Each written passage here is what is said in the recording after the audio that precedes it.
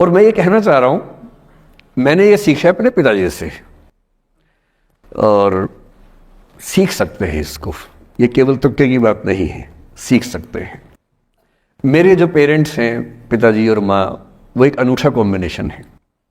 अच्छा, किसी शादीशुदा जोड़े से अकेले में बात करके देखिए, जब वो कंफर्टेबल हो आपके साथ, आप उनको बोलिए कि मुझ में और मेरी पत्नी में, या मुझ में और मेरे पति में ज़्यादा चीज़ें मैच नहीं होती हैं। सीरियस होकर बोलना, मजाक के मूड में नहीं, सीरियस मुंह बना के बोलिए, थोड़ा भरोसे में लेके।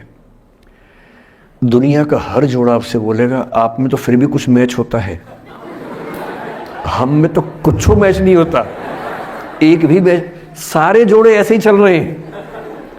सबको लगता है कि उसका घर बढ़िया चल रहा है, मेरा ही ठीक नहीं चल रहा, क्योंकि उसका घर आपने फेसबुक पे देखा है, अच्छी अच्छी फोटो देखी हैं।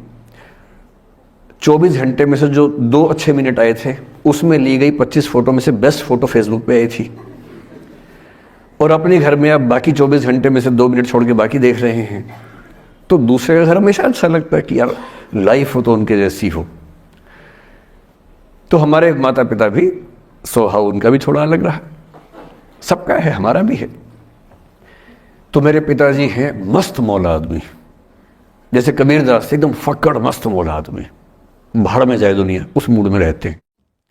नुकसान हो जाए भाड़ में जाए, गीता का सार उन्होंने अपने मन में बिठा लिया है। उनका बड़े से बड़ा नुकसान हो जाता है तो क्या बोलते हैं, हमारा क्या था जो लाए थे, जो लिया यहीं से लिया, जो दिया यहीं दिया, साथ लेके क्या जाना है, बात खत्म। कोई टेंशन ही नहीं उनको। और बाकी सब लोग टेंशन में कि अब क्या करें, ये हो गया वो हो गया, कैसे मैनेज करें। मेरी माँ को तनाव हो जाता था, और जब पिताजी ऐसे हो तो माँ को तनाव होगा, सीधी सी बात है।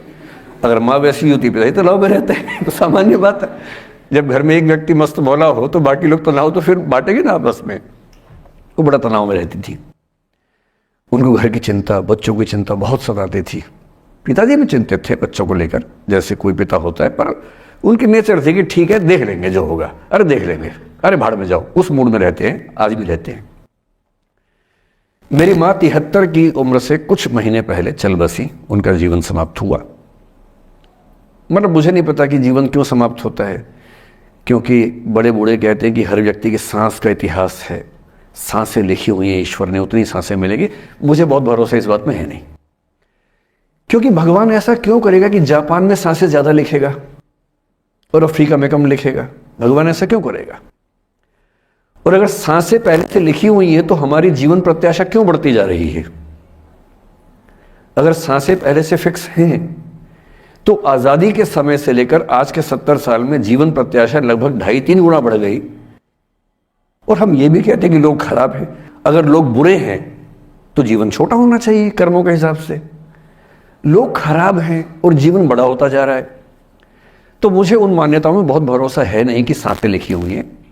अगर सांसें लिखी होती तो मनुष्य की औसत आयु 25 साल से ऊपर नहीं होनी चाहिए थी, 25-30 मैक्सिमम। और हम 70-80 साल धूमधाम से जी रहे हैं, जिसका मतलब है कि ये भगवान से ज्यादा इंसान ने लिखा है, मेडिकल साइंस ने लिखा है, वैज्ञानिकों ने लिखा है। और मैं ऐसा व्यक्ति हूं, मैं बहुत धार्मिक व्यक्ति हूं नहीं, और मैं इसको छिपाता भी नहीं हूं। मैं बहुत छिप छिप के बहुत जी लिया। अब मैंने ठान लिया कि मैं जैसा हूं वैसा रहूंगा। ना मुझे किसी पार्टी से मतलब है, ना किसी विचारधारा से मतलब है। मैं विचार वाला आदमी हूं, धारा वाला नहीं हूं।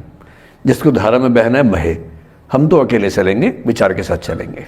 जो ठीक लगता है वो बोलेंगे और वैसे ही रहेंगे। हाँ, गलत बोलने से बचता हूं, किसी के बारे में गलत बोलना मुझे अच्छा नहीं लगता है, लेकिन जो सही लगता है वो तो बोलूंगा ना भाई। मेरे पिताजी 81 साल के हैं, अभी 81 साल के हुए कुछ दिन पहले, और एकदम मस्त मौला आदमी है, मुझसे ज्यादा युवा हैं। मैं 50 साल का बूढ़ा हूं, वो 81 साल के युवा हैं। उनके चेहरे की चमक, मतलब कई ट्यूबलाइट फेल है उनके सामने, ऐसी चमक चेहरे पर रहती है।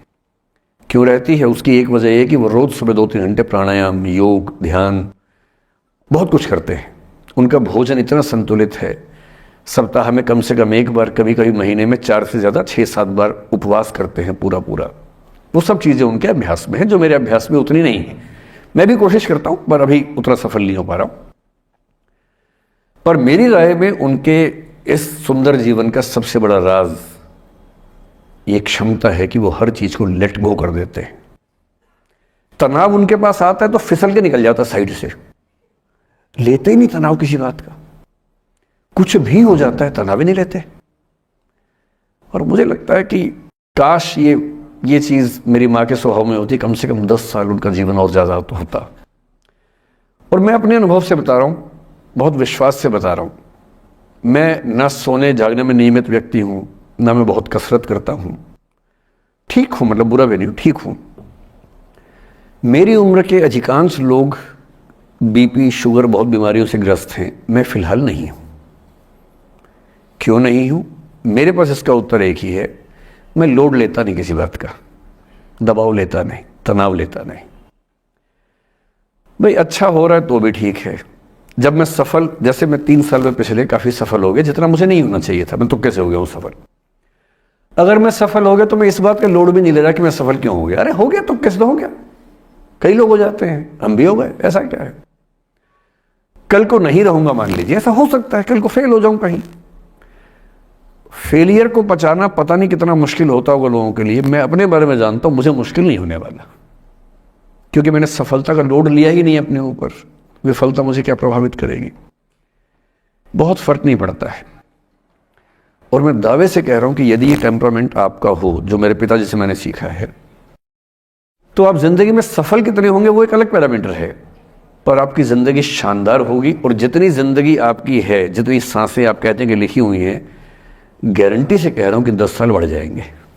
कुछ और लोगों के आप कम कर देंगे, अलग बात है, लेकिन अपने 10 साल बढ़ा लेंगे। इसलिए ये सीखना बहुत जरूरी है कि कैसे लेट गो करना है जिंदगी की चीजों को। 3-4 प्रसंग होते हैं। एक होता है कि आप किसी को बहुत चाहते हैं पर वो आपको नहीं चाहता। आपकी उम्र में ये सब तो खेल होता है, और क्या खेल होता है। मेरे घर में 2 बच्चे हैं 17 साल के, तो मैं उनको देख के समझता रहता हूँ। वो मुझसे छुप छुप के किसी से बात करते हैं और मैं छुप छुप के सुन लेता हूँ। तो उन्हें नहीं पता, मुझे तो नाम भी पता है किससे बात करते हैं, एक आध का तो एड्रेस भी पता है मुझे। और मैं तो बच्चों को बोलता हूँ कभी जाना वाना हो तो मैं ले चलूँगा, चिंता मत करना, बोल देना कि ड्राइवर साथ में आया है, टेंशन मत लेना। तो मेरे तो बच्चे मेरे दोस्त हैं, मैं तो बड़ा दोस्ती के भाव में रहता हूँ। मेरा एक ही बेंचमार्क है कि वो जिस उम्र में जैसे हैं मैं कैसा था, और वो मुझसे अच्छे चल रहे हैं। उससे ज़्यादा उम्मीद मुझे करने में नहीं चाहिए। मैंने जो कुकृत्य 8वीं क्लास में किए थे, उन्होंने 11वीं क्लास में किए, तो बहुत है। मैं ये क्यों मान के चलूं कि वो देवी देवता पैदा होंगे? मेरे ही तो बच्चे हैं भाई। जीन तो मेरे ही है, तो कैसे देवी देवता हो जाएंगे? तो ज्यादा उम्मीदें क्यों पालनी है बच्चों से भी? मैं क्यों चाहूं कि मेरा बच्चा आईएएस जॉब करे? क्यों करे वो? आईएएस भी क्यों करे? उसका मन करेगा तो करेगा, नहीं करेगा तो भाड़ में है। अगर वो कहेगा कि मुझे स्टार्टअप करना, स्टार्टअप कर लो भाई। अगर वो कहेगा मुझे कुछ और नौकरी करनी है प्राइवेट सेक्टर में, तो वो कर लो। मैं क्यों ठेकेदार बनूं उसका भाई? मैं क्यों ये चाहूं कि वो मेरे रास्ते पर चले, मुझसे बेहतर बने? ये सब बेकार की बातें हैं।